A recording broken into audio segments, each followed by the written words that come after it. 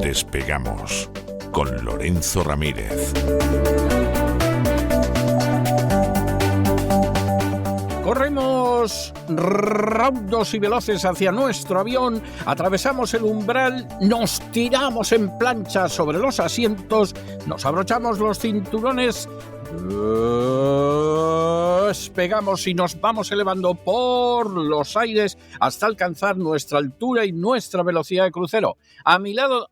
Caramba, don Lorenzo, impresiona usted ataviado como un samurái, ¿eh? Vamos, es algo, si no fuera por las gafas, el mismísimo Toshiro Mifune, vamos, es algo verdaderamente impresionante como viene usted hoy. En fin, ya me contará. Yo soy de katana, yo soy de katana. Sí, no, vamos, pero eso está más claro que el agua, vamos. Una vez intenté cortar, buenas noches, don César, una vez intenté meterle mano a una pata de jamón con una katana, esto es completamente real. Eso es echarle valor. Lo dejé rápidamente porque el otro es más fino. Evidentemente el cuchillo jamonero, menudos atracos y menudos asaltos que cometen algunos cuando cortan el jamón. Sí. El otro día en mi boda hubo alguien, no sé quién fue, pero fue una idea magnífica, que en el ágape que se dio a continuación puso un cortador, ¿no? Había un jamón. Sí. Con un cortador, un cuchillo jamonero y se cortaba cualquiera lo que quería. Aquello fue algo verdaderamente pavoroso porque la gente no tenía ni idea de cómo cortar el jamón. Claro. Seguramente estoy convencido de que para la mayoría era la primera vez que veían un jamón serrano. In situ y tal.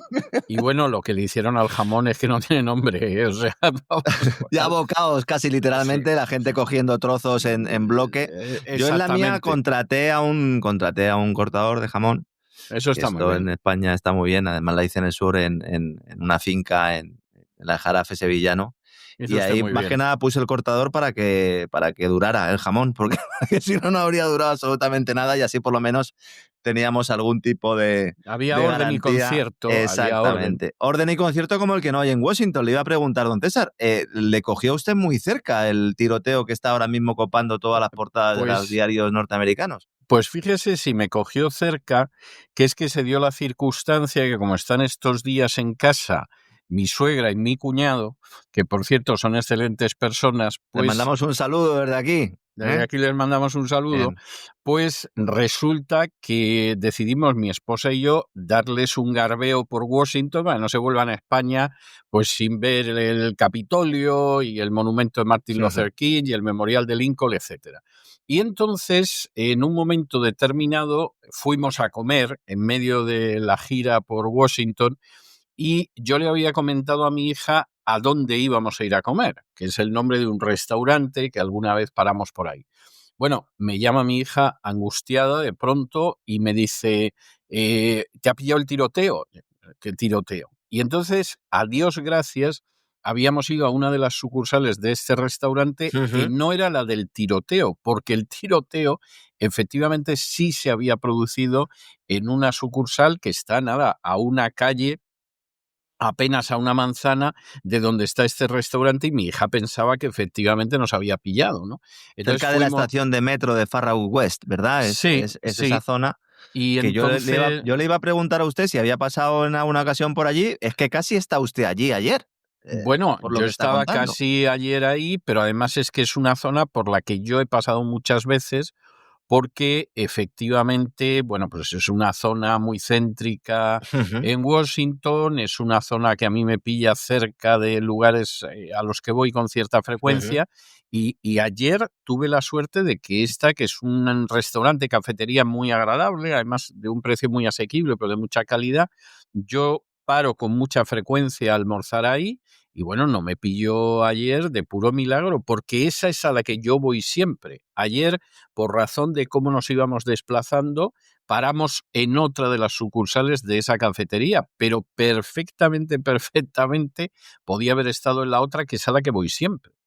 De manera Pues que, bueno, me libré por un pelo, pero luego me tocó ver a la Guardia Nacional desplegadísima. sí, Después claro, de comer fuimos al monumento de Lincoln y, bueno, pues 3 claro. miembros de la Guardia Nacional con evidente atavío y con pistolas al cinto al lado de los turistas que se estaban haciendo las Órale. fotos en el monumento, ¿no? ¿Le sucedió a usted algo parecido? Yo estaba en París cuando se produjo el atentado contra la sala Bataclan y estaba muy cerca de donde se produjo el atentado, y aquella noche, pues yo ya desde hace muchos años soy un hombre que me acuesto pronto.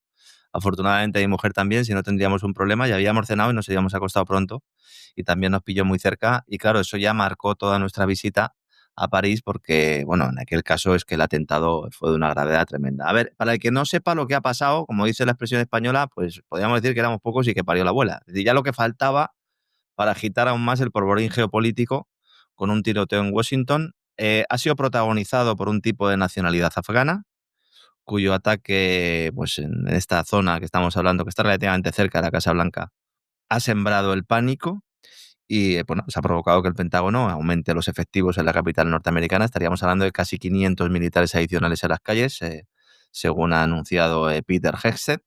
En las redes sociales se ha difundido un vídeo que muestra el momento de lo que parece ser la detención del supuesto agresor, que disparó contra 2 miembros de la Guardia Nacional de Estados Unidos. En esta localización, las imágenes han sido publicadas por el periodista Sam Stein del canal MSNBC. Por eso lo indico aquí, por si alguien quiere tener acceso a esas imágenes, que sepa cuál es la fuente, porque siempre que ocurren estas cosas, ¿verdad? Hay un montón de vídeos y nadie sabe realmente si son ciertos o no. Como digo, frente a la entrada de la estación de metro de Farragut West. Claro, automáticamente el director de la CIA ha dicho, o ha dado los detalles sobre la nacionalidad de este ciudadano afgano, y entonces, claro, ya se ha empezado a liar, porque claro, aquí hay un problema grave, y es que en Estados Unidos, como se ha encargado de recordar Donald Trump prácticamente, pues nada más producirse el atentado, resulta que había una operación en marcha puesta en funcionamiento por la administración Biden, que era la operación Bienvenidos Aliados, que es un programa que trajo a Estados Unidos, entre otros, a este tipo, al sospechoso, al acusado del tiroteo en Washington. Hay una cuestión que es importante tenerla en cuenta. Hay muchísimos afganos en Estados Unidos. Yo, que tengo que tirar de Uber con bastante frecuencia, le puedo decir que es muy común. Vamos a ver, aquí no me encuentro cubanos, como en Miami prácticamente solo encuentras cubanos y venezolanos. Pero aquí en Washington y aledaños hay muchísimos africanos, mucha gente que viene de países africanos, y hay muchísima gente que viene de Pakistán y muchos de Afganistán. Entonces, yo, que he tenido ocasión de hablar con bastantes de los afganos, es gente, por ejemplo, que estuvo trabajando para Estados Unidos Ujú. durante la invasión de Afganistán. Pero claro, luego, a la hora de repatriarlos, no filtraron mucho. Entonces, claro, lo mismo te encuentras a un antiguo intérprete del ejército Claro. americano, por Ujú. ejemplo, que te encuentras, pues, por ejemplo, a un antiguo militar que colaboraba también con el ejército americano, etcétera, etcétera. Pero luego hay gente que pasó por eso de que querían marcharse y salir de Afganistán. Y la sensación que uno tiene en ocasiones es que verdaderamente lo que fue el filtrado no fue especialmente feliz. Es que muchos de ellos entraron dentro de este programa, como digo, de Bienvenidos Aliados, cuando Estados Unidos se retira de Afganistán. Hicimos un programa precisamente nosotros en el año 2021, hablaba con Isaac justo antes de empezar, para localizarlo, que se llamaba Afganistán, Desinformación, Servicios de Inteligencia y Terrorismo de Falsa Bandera, donde analizábamos precisamente la retirada de Estados Unidos de Afganistán y aquel atentado que se produjo en el aeropuerto de Kabul, que la versión oficial atribuía a una rama del Estado Islámico. Y ahí pues ya veíamos algunas conexiones que habían entre, bueno, pues ese Estado Islámico también y determinados afganos, que utilizando ese programa de Bienvenidos Aliados, pues entraron en Estados Unidos, dice usted, al parecer con poco control, prácticamente sin ningún control. En las Sí. últimas horas hemos visto un correo electrónico obtenido por Josh Hawley, senador por Missouri, que además ha difundido Elon Musk en su cuenta de Twitter, en su cuenta X, por si alguien quiere buscarlo, ahí aparece el documento, y ahí muestra que la administración Biden ordenó llenar aviones con refugiados afganos sin investigar prácticamente a ninguno. Sí. Entonces, claro, aquella salida fue tan precipitada se produjo de aquella manera, que como digo, analizamos en el Gran Reseteo. Pueden ustedes buscar aquel programa con muchas claves ocultas interesantes sobre el tema. Y las tropas en el terreno, de hecho, las tropas norteamericanas se sorprendieron mucho por esa negativa de la Casa Blanca a proceder a una investigación mínima de esos afganos antes de llevarlos a Estados Unidos. Claro, lo primero que se ha conocido es que el tirador, en este caso, el afgano, tiene un nombre, lo ha hecho público el FBI, pero que es de difícil pronunciación, yo creo que con esto es suficiente, pues formaba parte de ese programa en el año 2021.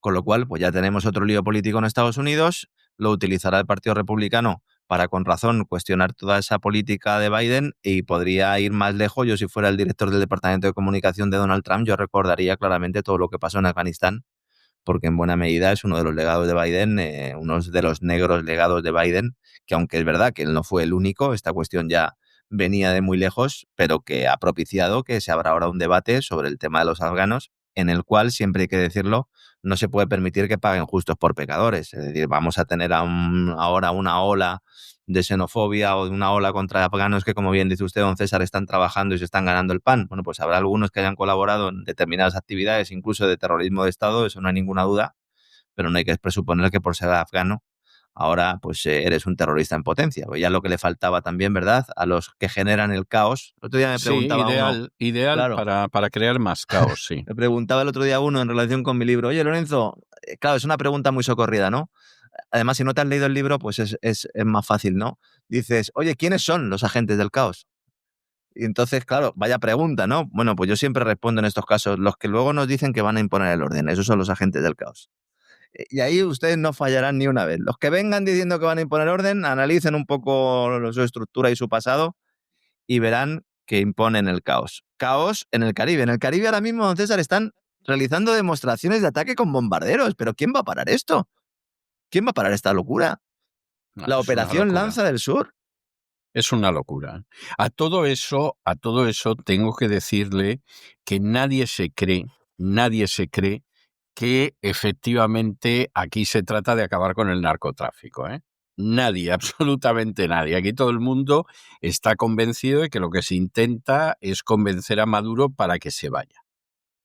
Pues es que, Pero lo del narcotráfico no se lo cree ni Blas, salvo los que gritan mucho narcotráfico, narcotráfico, a ver si Trump expulsa a patadas a Maduro, ¿eh?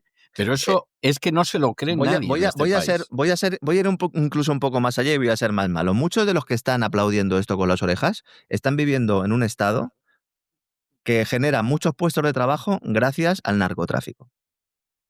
Gracias al lavado del dinero del narcotráfico.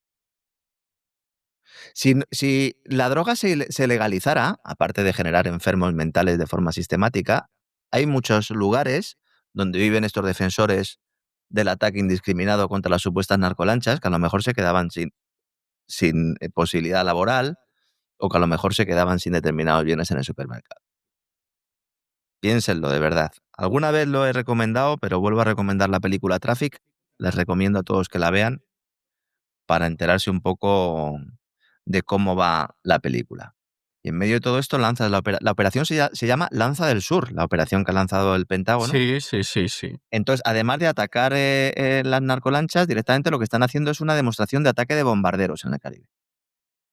Que ya dijimos pasado sábado, cuando analizamos todo lo que está pasando allí, que la mayor parte de estas embarcaciones no tienen capacidad para poder llegar a aguas norteamericanas, con lo cual pues no sabemos si son narcolanchas, pero en todo caso no van camino de Estados Unidos. Entonces, durante esta misión anunciada por la propia Fuerza Aérea Norteamericana, además de utilizar aviones de combate, hay bombarderos, y la Marina también ha reportado operaciones de vuelo nocturno como parte de sus actividades militares en el Caribe. Estamos ante el mayor despliegue de la historia reciente, y un despliegue que coincide con la visita del jefe de Estado Mayor Conjunto de Fuerzas Armadas de Estados Unidos, Dan Kane, a Trinidad y Tobago, donde se están haciendo también maniobras con fuego real, y el propio secretario de Guerra o secretario de Defensa o el secretario del Pentágono. Es que Estados Unidos lo llama secretario de Guerra y algunos al final pues acabamos también picando. Es el secretario de Defensa o el jefe del Pentágono, Pete Hegseth, que ha ido a República Dominicana. Ministro de la Guerra se llamó en España hasta la Guerra Civil, o sea que ha sido un apelativo que, bueno, parecía que lo de la guerra era muy agresivo, aunque es la pura verdad, y entonces se ha ido cambiando por defensa, pero vamos, Ahora es el está en de la República guerra. Dominicana, Pijexet. A ver si se va a encontrar con Montoro. Puede que se encuentre con Montoro o Lo que con pasa es el que que no, le no lo reconocerá, gestiona. ¿no? No lo No, reconocerá. no, no, no. Es más, si le ve acercarse, lo mismo ordena a algún guardaespaldas que le clave una estaca en el corazón, ¿no? Pensando que es Nosferatu el que se le acerca. Dice que va a fortalecer las relaciones de defensa. Hombre, yo creo que algún banco también irás, Peter, ¿eh? Ya que estás en República Dominicana. O a lo mejor ni siquiera le hace falta, ¿no? Eso es lo que está pasando en el Caribe, eso es lo que está pasando en Estados Unidos también. Hong Kong también es noticia. La verdad es que hoy es un día de desastres. Incendio en una urbanización de rascacielos de Hong Kong con al menos 55 muertos. Hay 280 desaparecidos, 80 heridos, un desastre absoluto. Claro, si haces el andamio de bambú, pues mal lo llevas si hay un incendio. Y en este caso era así, había un andamiaje de bambú. Hasta el momento, pues se había controlado el fuego justo antes de empezar el programa. Estaba mirando última hora. Hay 7 edificios, 4 son afectados. Hay desplegados casi 900 efectivos. Es un desastre tremendo. Las imágenes son espectaculares. Lo que pasa es que los rascacielos estos no han colapsado sobre sus cimientos, ¿no? No ha pasado como con las Torres Gemelas. Qué raro. ¿No, don César? No, no es la misma estructura, ¿eh? Ni la misma finalidad tampoco, sí. Son infinitamente más débiles que las Torres Gemelas, evidentemente, Es claro, obvio, pero no sí. caen, pero no caen. El fuego comenzó en uno de los 8 bloques, se propagó con extrema rapidez, como digo, por unos andamios de bambú cubiertos con mallas de seguridad y con unas planchas de poliestireno. La verdad es que el que diseñó esto se ha lucido, ¿eh? Sobre todo porque hubo una rehabilitación exterior que fomentó incluso estos materiales que arden como la yesca, y en 43 minutos prácticamente. La alarma se fue del nivel 1 al 4 y ya finalmente al 5. Así que, bueno, pues tenemos también unas imágenes que seguramente pues habrán visto muchos de nuestros amigos, un absoluto desastre. Y ya mirando Asia, y ya que hablamos de guerra y de desastres, pues cuidado con el desastre que puede venir, don César, porque vengo de Samurai, porque ¿qué pasa con Takaichi? ¿Qué pasa con la primera ministra de Japón? Es tremendo lo de esta mujer. Que están desplegando misiles Sí, allí en las puertas de sí, Taiwán. Pero sí. literalmente. Claro, Pekín ha dicho, oigan, ¿están ustedes creando tensión regional y quieren ustedes provocar una confrontación militar? Hombre, después de que la primera ministra de Japón dijera, aunque luego matizara en el Parlamento que quiere que su país tenga que sea una potencia militar nuclear, Sí. es que hay una isla japonesa que se llama Yonaguni, que está relativamente cerca de Taiwán, a 100 kilómetros. Y mientras China está enviando drones a esta isla que aparecen, bueno, pues en medios taiwaneses y en medios japoneses todos los días hay informaciones diciendo China aprieta a esta isla japonesa, lo que están haciendo Estados Unidos y Japón es llenarla de misiles. Entonces unos mandan drones y los otros responden con misiles. Hay una idea clara de volver a agitar el polvorín de Taiwán. Lo dijimos hace 2 semanas. En cuanto Trump empezó a mover la ficha ucraniana, ya algunos que ya peinamos canas nos dimos cuenta de por dónde iban los tiros. Claro, China dice, oiga, toda medida que impongan ustedes, aunque digan que es de defensa, en las puertas prácticamente de mi casa, pues esto genera un problema. Entonces ya China está ahora en plan contestón. Ya sabemos que China ahora contesta. Antes a lo mejor no contestaba, ahora contesta. Entonces han convocado al embajador japonés. Han suspendido todos los intercambios económicos.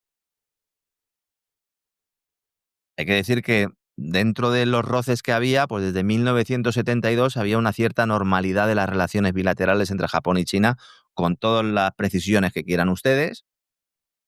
Luego, un diplomático chino publica y luego retira una amenaza directa contra Takaichi. O sea, ya los chinos calentándose, que esto, insisto, esto es noticia. Eso es noticia. Eso es noticia. Porque los chinos en su casa se calentarán, pero de cara al público, sobre todo en redes sociales y esto, pues se contienen mucho. Sí, son muy contenidos, muy fríos. O sea, si se calientan, cuesta trabajo creer que el calentamiento no tiene una razón, ¿eh? El gobierno de Xi Jinping cancelando reuniones, todas las reuniones que tenían con diplomáticos japoneses, frenando las importaciones, llamando al boicot de viajes a Japón. Hay que decir que los chinos representan 1/3 de los visitantes extranjeros en Japón, ¿eh? Sí, sí. Esa es una medida. Vamos a ver, los chinos, en contra de lo que piense la gente, hacen muchísimo turismo, ¿eh? Hacen muchísimo Y turismo gastan. y gastan. Hacen muchísimo turismo interior, lógicamente, Y muchísimo, muchísimo. Cualquier sitio que llegues de China hay una cantidad de turistas chinos verdaderamente impresionante. Hacen mucho turismo interior, pero también hacen muchísimo turismo al exterior. Y les gusta mucho viajar. Y esa imagen que algunos tenemos de la infancia cuando llegaban los primeros turistas japoneses a España, bueno, pues ahora es de turistas chinos a todo el mundo. Y uno de los destinos, por razones lógicas, preferido es el Japón. Le pueden hacer un hueco a la industria hotelera en el Japón de 3 pares de bigotes, ¿eh?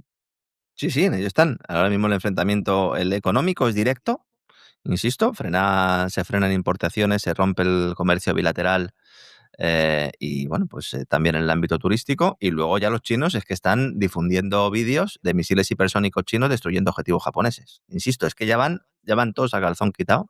¿Cómo se ha calentado esto desde que ha llegado esta señora? Decía que era la Thatcher japonesa.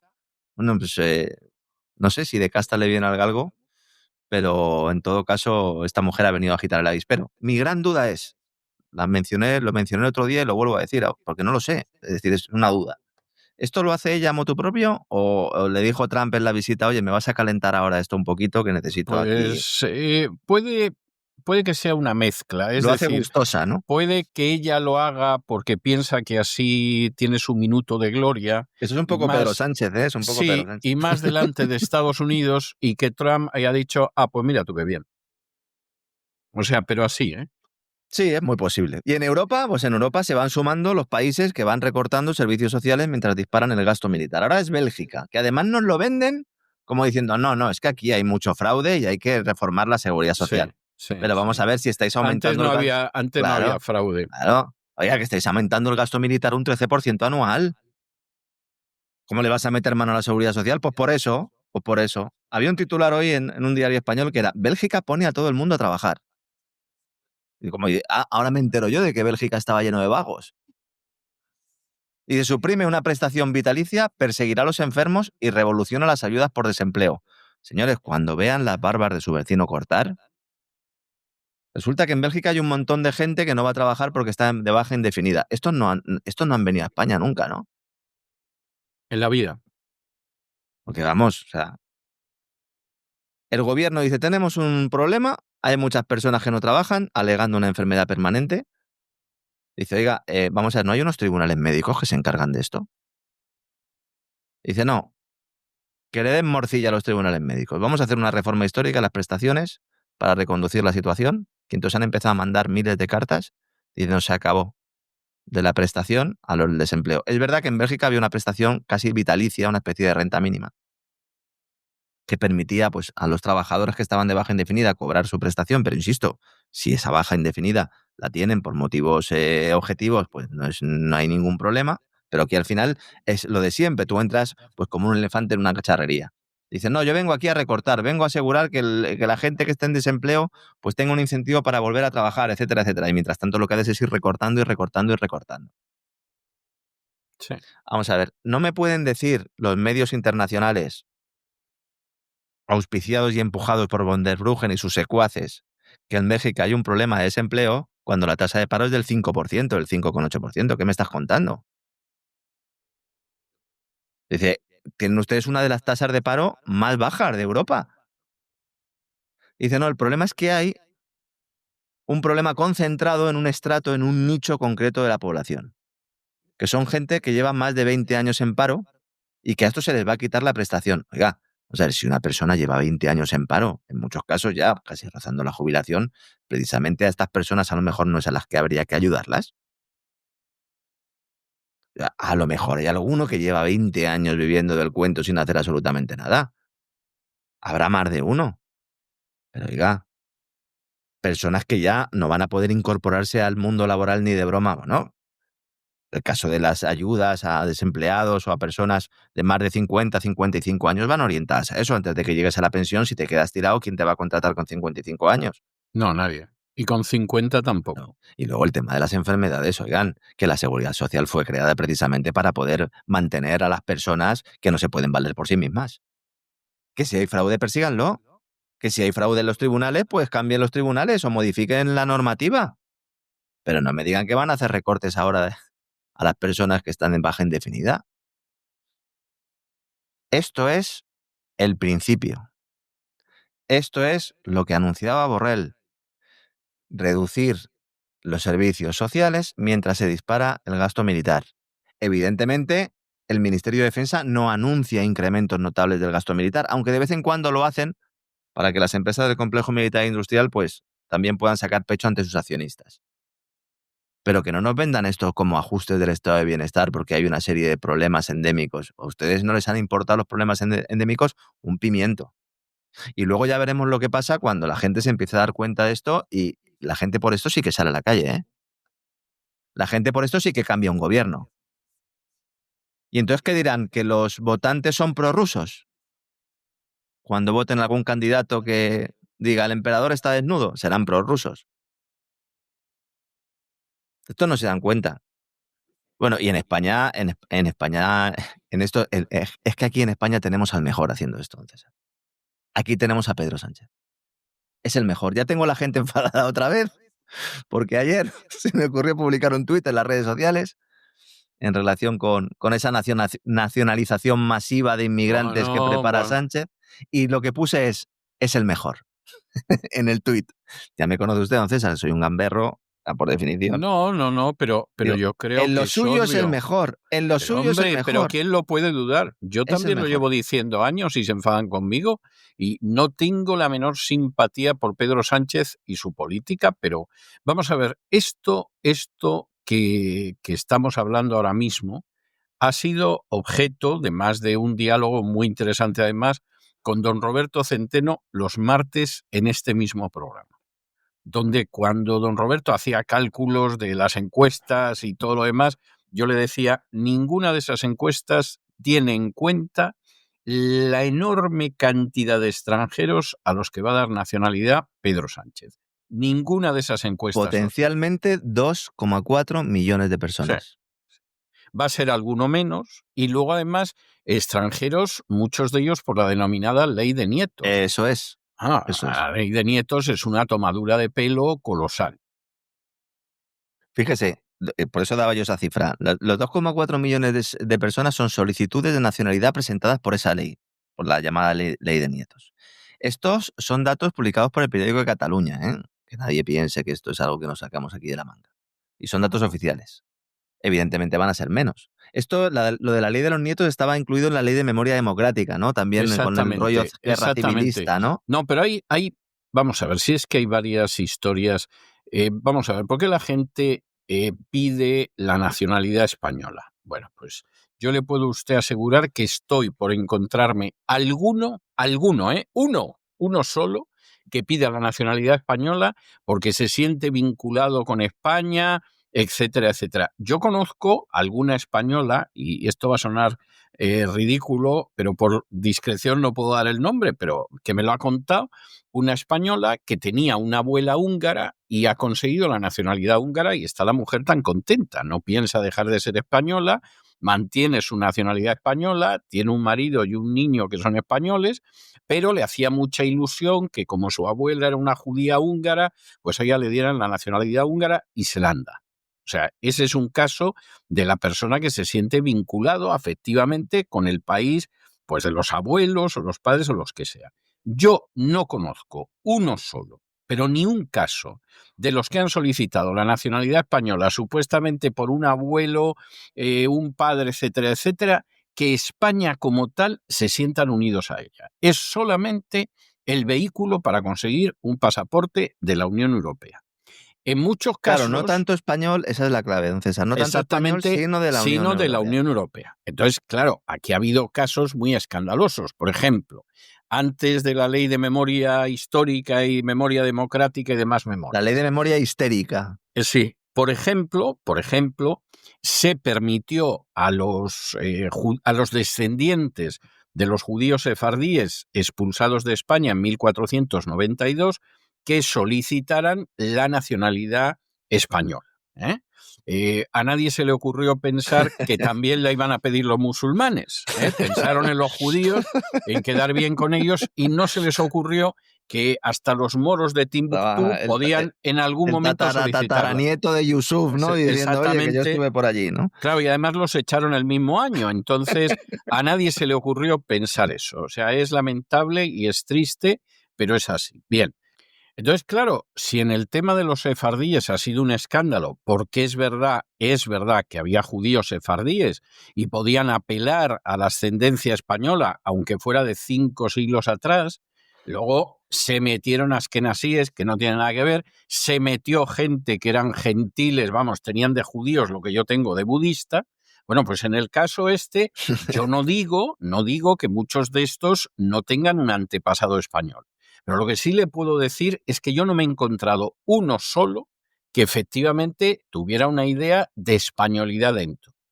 Vamos, a lo mejor te decía, es que mi bisabuelo vino de Canarias, o mi bisabuelo vino de Galicia, o vino de Asturias. Pero claro, me viene de maravilla tener un pasaporte de la Unión Europea y más en un momento en que en mi país las cosas están muy achuchadas y eso vienen aprovechándolo las administraciones socialistas desde hace muchísimo tiempo. Sí, sí, sí. Me parece que ahora ya es o sea, es masivo, pero se lleva aprovechando desde hace mucho tiempo y evidentemente, como usted comentaba antes, con respecto a las encuestas, Claro. cuando hacía referencia a las encuestas que proporcionaba don Roberto, claro, hace falta muy poco, muy poco volumen de voto para poder conseguir que determinados elementos, como en este caso Sánchez, puedan tener ya no solo una mayoría, sino una minoría que le permita en pacto gobernar con otros partidos, Hombre, que es lo que ha sucedido. puede significar un aumento del censo electoral de Claro. un 6%. Sí, es que eso es una barbaridad, eso es una absoluta barbaridad. Y luego tenemos un montón de peticiones que proceden fundamentalmente de Argentina, de Cuba y de México, que son los países bueno, pues que tienen esas mayores solicitudes. Parece que a alguno pues no le ha gustado tampoco mucho Milei, o que a pesar de Milei, pues evidentemente, teniendo en cuenta la situación que viven algunos países, como dice usted, económicas, prefieren estar aquí no solo para venir a España, sino para tener ese pasaporte europeo. Y Sánchez lo aprovecha. Ayer hablábamos Ahora, también le digo a usted que hasta el año pasado, y según el Instituto Nacional de Estadística, los extranjeros que se han nacionalizado más en España, con enorme diferencia, son marroquíes. Es decir, hasta el año pasado, más del 30% de los extranjeros que quedan regularizados o que adquieren la nacionalidad son marroquíes. Esa gente va a votar a Sánchez. No, es que la jefa de la Internacional Socialista, de la que hablábamos ayer, y una de las mayores defensoras precisamente de que Ceuta y Melilla pasen a estar bajo tutela y bajo control marroquí, han estado pidiendo el voto para Pedro Sánchez y han votado a Pedro Sánchez. Yo haría igual, es decir, si yo fuera el responsable político de una nación que tiene un contencioso con España, pediría el voto para Sánchez o para Feijóo. Y esto beneficia mucho al Partido Socialista Catalán, muchísimo, al partido de Salvador Illa, porque ahí hay un gran volumen de marroquíes que están votando al PSC en masa. Están votando en masa. Y tienes ahí a un Salvador Illa de tapado, a pesar de todos esos votos, pues tampoco ha podido conseguir una mayoría muy grande, pero claro que se están beneficiando. A ver, el tema de los inmigrantes hay que verlo desde muchas ópticas. Ayer la analizábamos desde un punto de vista económico del empleo, y yo decía que había mucha gente que venía de Hispanoamérica a trabajar y a desarrollar su labor, y que eran los que estaban manteniendo ese crecimiento español. Y además decía, y esto lo hemos comentado también en alguna ocasión, que viven en unas condiciones, en algunos casos, pues bastante lamentables, porque no pueden tener acceso a una vivienda. Entonces, el tema del inmobiliario tiene mucho que ver también con esto, aunque no se quiera tratar. Esta mañana veía un análisis que hacía el economista español Daniel Fernández, que coincidió con él también en algunos eventos, y sobre todo es uno de los que ha bebido también mucho de la Escuela Austriaca de Economía, y me alegro de que haya llegado a una conclusión en la que yo llegué hace tiempo, y sobre todo en su entorno, porque esto va a hacer que muchos que pertenecen a ese ámbito liberal libertario se empiecen a dar cuenta de que la crisis de vivienda española es una crisis totalmente. Paso 1, lo decía él, ¿no? En un post, si quieren ver los datos, los tiene él en su red social. Paso 1, metes a millones de inmigrantes con un incremento brutal de la demanda. Los que trabajan y los que no trabajan. Paso 2, restringes la construcción y el uso del suelo, con lo cual permites que solo den el pelotazo los que tú consideres oportuno, y al mismo tiempo hundes la oferta. Beneficias a los fondos de inversión, sobre todo extranjeros, que han puesto huevos en ese sector y que ven cómo los precios se disparan. Luego, en tercer lugar, destruyes el mercado del alquiler y rediriges la demanda hacia la compra. El paso cuarto es das ayudas a la compra. En eso es lo que estamos ahora mismo, es lo que acaba de anunciar el gobierno, ayudas a la compra, con lo cual cebas aún más la demanda. Y entonces dice Daniel, coincido con él, el Partido Socialista ha hecho todo lo posible por crear la crisis de vivienda que vive España, pero ahora los pirómanos nos vienen a contar cómo apagar el fuego. Pero yo voy más allá, y el PP también. Eso que nos vienen diciendo de que si Aznar liberalizó el suelo, Aznar no liberalizó el suelo. Falso. Lo intentó. ¿Y qué pasó, bueno, pues muy sencillo. Claro. Pujol, gran criminal que, claro, que seguramente no va a pasar un solo día en la cárcel y deberían de condenarlo a cadena perpetua. Pujol interpuso un recurso ante el Tribunal Constitucional. El Tribunal Constitucional dijo que la ley Aznar, por llamarla de alguna manera, había que corregir algunas cosas y ahí Aznar no las corrigió. Con lo cual, al final, la liberalización del suelo quedó en nada. No hubo liberalización del suelo. No hubo. Y todos esos análisis que se hacen, yo era periodista del sector inmobiliario en expansión en el año 2006 y sé perfectamente lo que estoy hablando porque estaba en esa primera línea. Y yo fui uno de los que criticó en algunos artículos precisamente ese aspecto timorato del gobierno. Alguno dirá, ¿pero a dónde vas? ¿Cómo puedes estar favoreciendo la liberalización del suelo? Vamos a ver, la liberalización del suelo real es el mayor ataque a la corrupción municipal, a la corrupción administrativa y a la corrupción también corporativa de todos aquellos que se benefician de que haya una restricción de la oferta. Y si tú limitas la oferta, desde el ámbito corporativo, desde el ámbito del sector público, en cualquiera de las dos vías, lo que está haciendo es favorecer un incremento de precios artificial. Esto no quiere decir que cada uno pueda construir donde le dé la gana y que no hay unos planes de urbanismo, etcétera, etcétera. Claro que los tiene que haber, pero tú tienes que favorecer la construcción.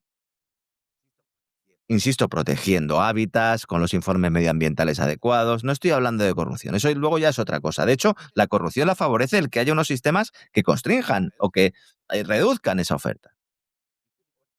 Y luego el tema de Pujol que usted acaba de mencionar, habrá alguno que dirá, pero ¿al final han llevado a juicio a Pujol? Pues sí, pero no sale en ningún lado. Bueno, hay un silencio total y absoluto, ¿eh? O sea, es que te pones a buscar si están juzgando a Pujol ahora mismo, lo que está saliendo en el juicio, lo que sale de la familia Pujol y todo, y no hay manera de encontrarlo en Internet. Es que es tremendo.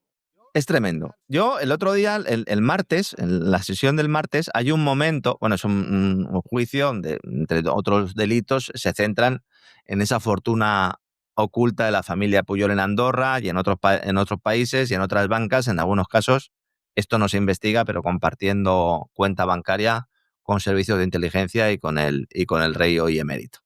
Pero la cuenta Soleado se mantiene al margen de todo esto.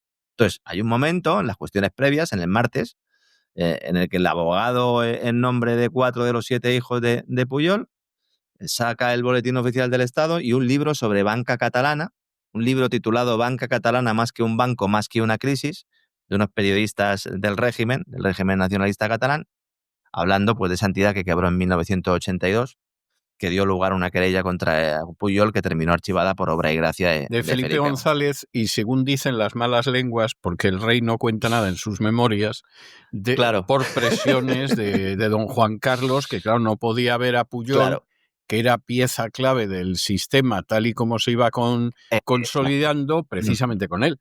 Vamos a ver, a mí el actual rey, cuando todavía no era rey, comentando el sistema español, me dijo, y era un análisis correcto, yo puedo no compartirlo, pero correcto, decía, no, es que el sistema está hecho para que haya un partido a la izquierda, un partido a la derecha, y luego intervengan los nacionalistas catalanes. Y yo pensé, ¿y por qué? O sea, ya de entrada, ¿por qué tiene que intervenir una chusma que lo que pretende es acabar con la nación? Y que las instituciones le importan un pito? Pero efectivamente yo estoy convencido de que eso el entonces príncipe Felipe no había llegado a esa conclusión por sí solo. Seguramente se lo habría oído a su padre, a sus mentores, etcétera, etcétera. Y Pujol ha ido aprovechando eso. Y claro, en estos momentos un tío que tendría que ir a prisión, tendría que haber ido hace muchísimos años, pues le van a dar por tonto y efectivamente pues se va a librar como se libró la ladrona de su mujer. Sí, así es. Y veremos lo que pasa con los hijos. Con lo que comenta usted es que la relación Pujol-Casa Real Era era muy muy estrecha. importante. A ver, tanto el PNV como CIU eran elementos además dirigidos y tutelados desde los despachos anglosajones, en buena medida, para pues articular una transición a la Carta en España. Esto Bueno, pues, lo hemos hablado, lo hay hemos un comentado en elemento muchas que además ocasiones. vamos a ver, tanto el PNV como CIU tenían un respaldo directo de la Iglesia Católica que ha sido la gran También, paridora, primero del nacionalismo catalán es y verdad. luego del nacionalismo vasco. Inicialmente, y además por una sencilla razón, porque una España de ciudadanos libres e iguales a la Iglesia Católica nunca le ha interesado porque podría significar el final de privilegios seculares. Y cuando no ha utilizado al carlismo, pues luego creó los nacionalismos. Bien. En esa historia, en la que está el PNV y está por el otro lado Pujol, hombre, el primer partido de Pujol se llamaba Cristianos y Cataluña. O sea, es que vamos a ver que aquí no se puede nadie engañar al respecto. Eso estaba tan claro que yo he hablado con mandos de la inteligencia española, que eran mandos de la inteligencia española en la época de Franco, y me han dicho, mire usted, que a la muerte de Franco había partidos políticos, eso ni discutirlo. Que habría un partido de derechas, evidente. Que el partido de izquierdas iba a ser el Partido Socialista, conocidísimo, y por eso tratábamos muy bien a Felipe González y no se le detenía. Claro. Pero además, con el marchamo además estadounidense. Pero claro. además sabíamos que estaba el Partido Nacionalista Vasco y que iba a haber un Partido Nacionalista Catalán. Eso antes de que se muriera Franco. O sea, y esa es la realidad, no hay más. Ahora que comenta usted lo de las fuentes, yo he hablado con fuentes del Ministerio del Interior que me aseguran, me confirman. Luego, posteriormente, Villarejo hizo declaraciones en este sentido, y además me consta por otras vías. El Ministerio del Interior, con el gobierno del PP, en 2014, puso en marcha una operación, según estas fuentes, de presión, algunos me decían extorsión, vamos a hablar de presión, a directivos y dueños de banca privada de Andorra, de BPA, para conseguir pruebas de la fortuna que ocultaba en esa entidad Jordi Pujol, a cambio de impedir la intervención del banco por riesgo de blanqueo de capitales. En esta operación participó el Tesoro de Estados Unidos. El Tesoro de Estados Unidos sacó una sección que amparada según la regulación norteamericana, con la cual tú expresas sospechas de que un banco está lavando dinero, y entonces las autoridades españolas, Ministerio del Interior, Policía, lo que hizo fue utilizarlo para intentar conseguir pues la información sobre las cuentas de los Pujol. Esa investigación se paró. ¿Sabe por qué? Ilústreme. Porque había 4.000 cuentas de catalanes en Andorra y sabían que ahí había dinero también de Juan Carlos I. Sí. Y se detuvo. Y luego que hay otro factor, que ahí Pujol, como siempre ha sido un soberbio y un racista, no supo calibrar bien las cosas. Pero ahí hubo otro factor que es obvio. A Pujol se le ha dejado siempre robar. Todo el mundo sabía que robaba. Todo el mundo sabía que se llevó miles de millones de euros fuera de España. Lo de Andorra es casi un chiste comparado con otras cosas de Pujol, que ha regado miles de millones de euros por todo el planeta, en buena medida en el continente americano. Pero se le mantenía ahí porque, bueno, Pujol de alguna manera no pretendía cargarse el sistema. Cuando Pujol decide dar el salto porque él se ve desalojado del poder y decide dar el salto hacia el independentismo, es cuando de pronto dicen, esto no puede ser. O sea, tú puedes robar lo que quieras, puedes quebrantar la Constitución, puedes desobedecer las resoluciones del Tribunal Supremo, hombre, pero no te puedes cargar esto porque de esto vivimos todos. Y entonces eso no puede ser. Si Pujol en ese momento, de manera sensata, hubiera plegado velas, no hubiera apoyado el golpe de Estado de Cataluña, etcétera, pues ahora mismo no estaría sentado en el banquillo. Es que las mismas cloacas policiales que le ayudaron, luego posteriormente acabaron también investigándole y filtrándole esa documentación a la prensa, en algunas ocasiones directamente manipulando algunas de las cuentas bancarias, la información de las cuentas bancarias. Sí, pero nadie, no me cabe duda, pero nadie ha entrado, por ejemplo, en los miles de millones de euros de los Pujol en América. En el continente americano. No. Nadie ha entrado ahí. Y nadie ha entrado ahí. Y a lo mejor también habría que preguntar al grupo Sí, Prisa no, también y si habría sabe que algo de eso. preguntar Claro. también si no hay alguna cuenta conjunta también de los Puyol, pues en algún sitio al otro lado del Atlántico. Claro. Yo, ¿por qué comentaba esto? ¿No? Primero, para pues, poner un juicio que está pasando completamente desapercibido para el gran público. Luego, por el tema financiero y con lo de Banca Catalana que comentaba antes. Porque, vamos a ver, hay que tener muy poca vergüenza para utilizar el caso de Banca Catalana para decir que esta gente es inocente. O sea, precisamente el caso de Banca Catalana. Porque, claro, Yo me la idea... acuerdo, Sí, claro, dígame. estos son, no voy a decir de infancia, pero sí de adolescencia. Yo recuerdo cuando empieza a investigarse Banca Catalana, que Alfonso Guerra era partidario de utilizarlo para liquidar a Pujol, y es una de las veces que Alfonso Guerra tenía toda la razón del mundo y además estaba justificado legalmente, no solo políticamente. Yo recuerdo cuando Pujol sale como si fuera Mussolini en el balcón de la Piazza Venezia, solo que salió en el Palau, y resulta que dice que quien ataca a Banca Catalana ataca a Cataluña. Yo cuando vi aquello, yo dije, pero este tío, ¿no habrá catalanes que lo voten? Pues claro que sí. Y hay una razón terrible que yo mencionaba ayer en el editorial que dediqué a Pujol. Pujol escribe en el año 60 una octavilla, que es por lo que lo detienen, en la cual él habla del régimen de Franco y él dice, el carácter represivo del régimen de Franco no es tan importante. Claro que hay represión, pero Franco no se mantiene en el poder por la represión, se mantiene, él dice, por la corrupción. Porque claro, Franco aquí en Cataluña se ha puesto a repartir, deja que los empresarios catalanes se lleven tajada, deja que las oligarquías catalanas se lleven tajada y aquí no se opone nadie al franquismo. Y claro, lo que sucede es que se mantiene sobre la corrupción. Se puede matizar este análisis, lo que se quiera, pero Pujol expresa eso y le detienen por eso. Bueno, es exactamente lo que ha hecho Pujol desde que puso el pie en la política, utilizar la corrupción para gobernar. Y claro, consiguió los medios de comunicación totalmente prostituidos y convertidos en furcias mediáticas, antes en Cataluña que en ningún sitio. El arte, la cultura, etcétera, totalmente controlada de la misma manera. Tenía controlados hasta los clubs de colombófilos. O sea, tú no podías jugar al ajedrez ni criar palomas en Cataluña por afición si no estabas controlado por el nacionalismo catalán. Corrompió todo. Y la muestra está en que con todo lo que ha salido del que es una vergüenza, no para de recibir homenajes y le llaman el padre de la nación Cataluña. O sea, es que verdaderamente hasta qué punto Pujol corrompió Cataluña y luego extendió eso como un cáncer al resto de España es innegable e incalculable. El daño que este hombre ha hecho, primero a Cataluña, aunque no desde luego a los que han vivido de robar a los demás, y luego ni al sistema para el que trabajaba. Y luego España, claro, es incalculable, incalculable.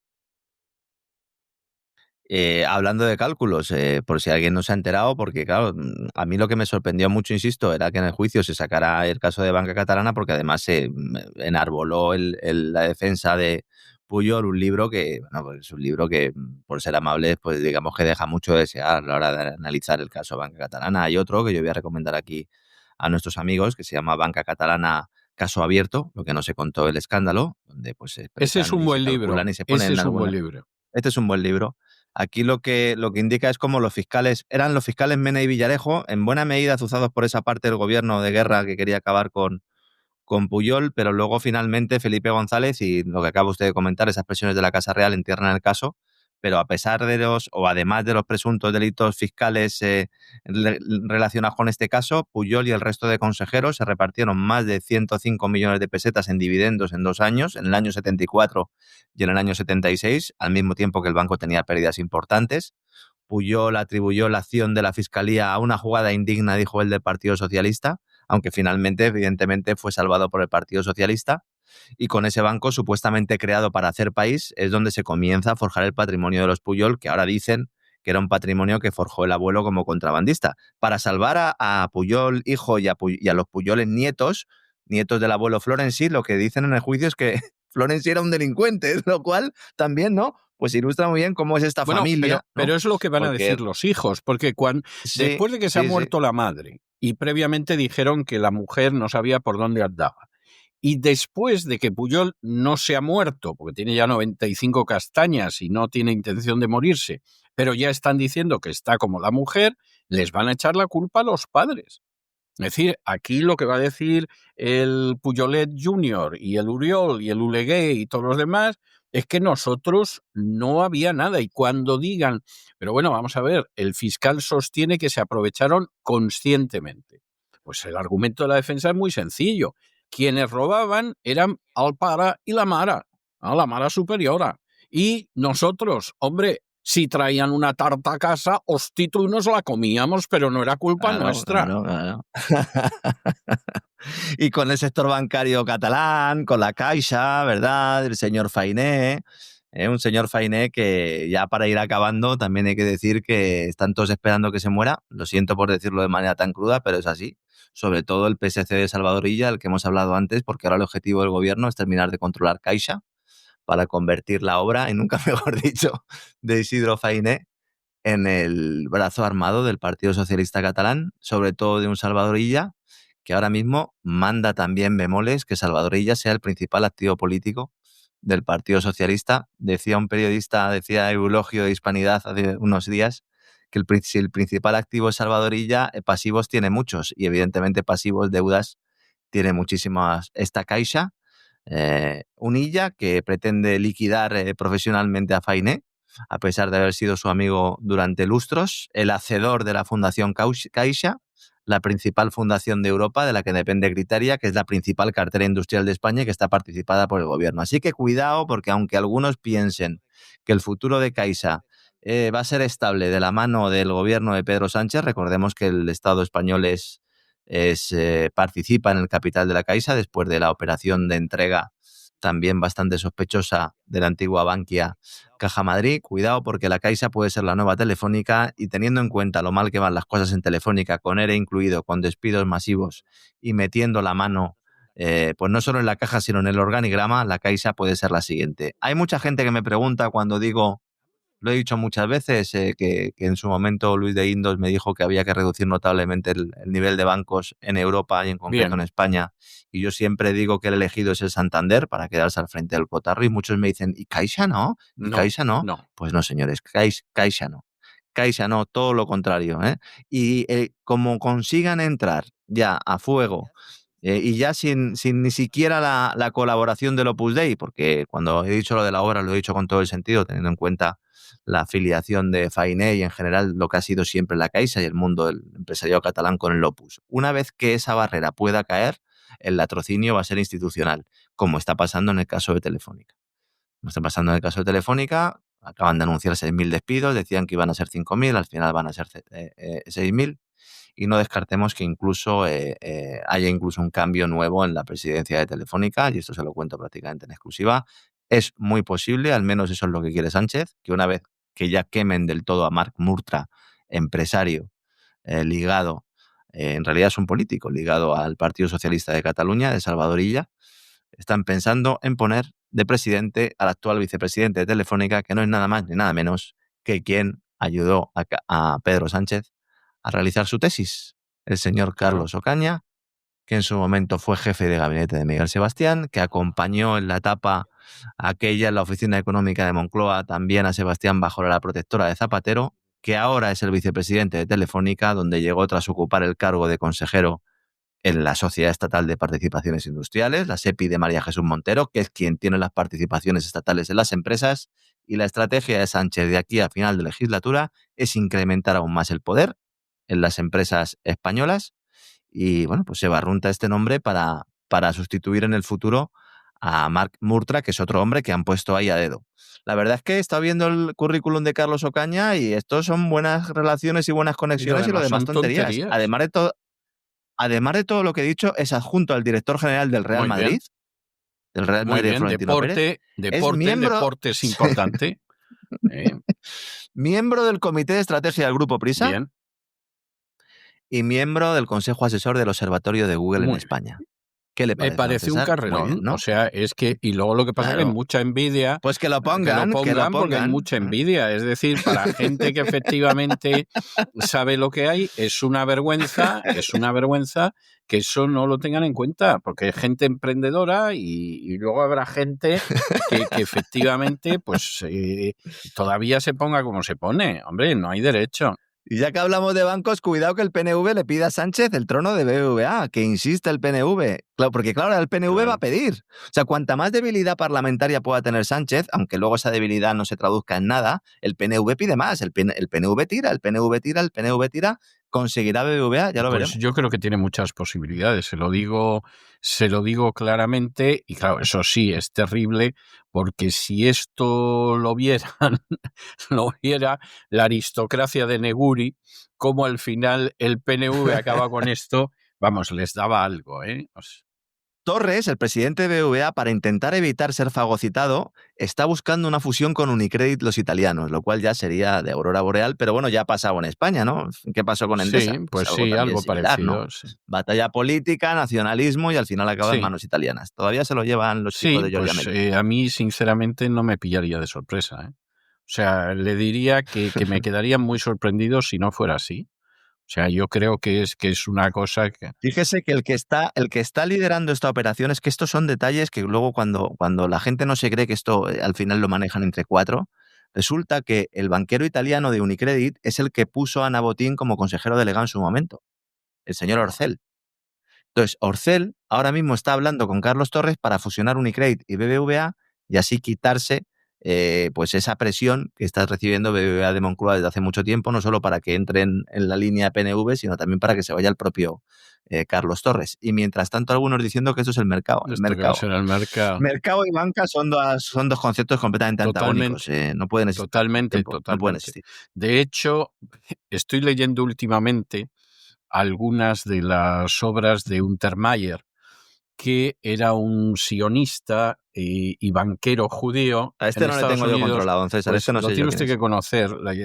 Ya verá usted, hablaremos de él. Entonces, Untermaier, que era un tipo muy inteligente, era de los poquísimos sionistas judíos que había en Estados Unidos a principios del siglo XX, conoció a un personaje que se llamaba Scofield y consiguió en un momento determinado convencerlo para que sacara una Biblia de carácter sionista, que estaba llamada a tener un éxito tremendo en Estados Unidos. No me voy a desviar, me voy a quedar en Untermaier. Bueno, pues estoy leyendo a Untermaier, y entonces Untermaier, que a quien defendía era la banca y todo lo demás, resulta que es algo absolutamente extraordinario porque fue uno de los fundadores de la Reserva Federal.